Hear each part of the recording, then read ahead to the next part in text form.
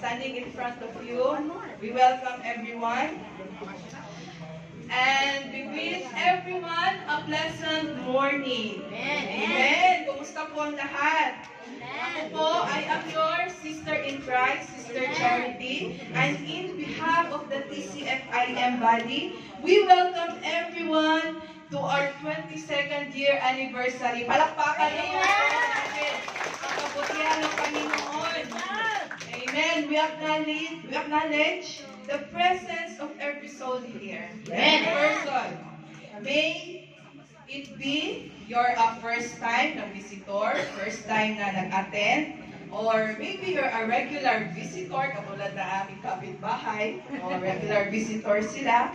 And our pastors, ating mga guest speaker, ang ating mga leaders, and especially po sa ating naimbitahan na honorable guest speaker. So later on, i-introduce po ng ating minamahal na Pastor Oscar ang ating guest speaker. And above all, we welcome the presence of the Holy Spirit. Amen.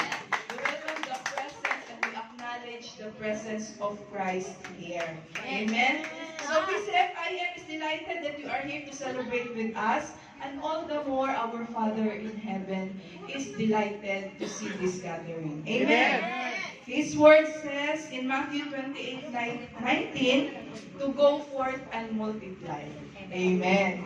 So we will make disciples in every nation, baptizing them in the name of the Father, and Son, and Holy Spirit. Amen. And also, in Genesis 23 says, God Almighty bless you and make you fruitful and multiply you, may become a company of people.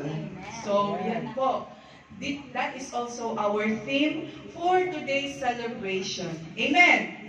Amen. So, ibibigay ko po ang karangalan na iyan na ma-expand ang ating theme sa ating guest speaker later on. So, once again, I welcome every soul and every person to the celebration of TCFIM 22nd anniversary. Palakpakan mo natin, In the book of Psalms 133, verse 1 says, Behold how good and how pleasant it is for brothers to dwell in unity.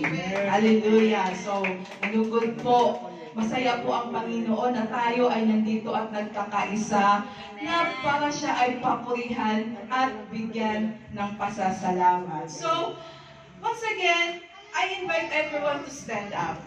So, as we sing this song, we welcome everyone. Release niyo po ang blessing niyo sa bawat isa.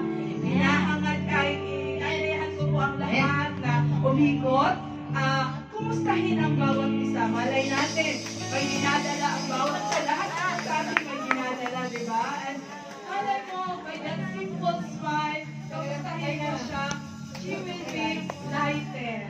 Her day will be lightened. So, kumustahin mo natin ang bawat isa. As we sing this song, hallelujah!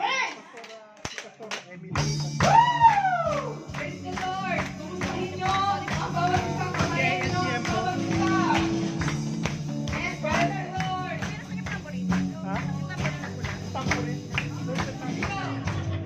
Hello! Kumusta ka? Ako'y nadadala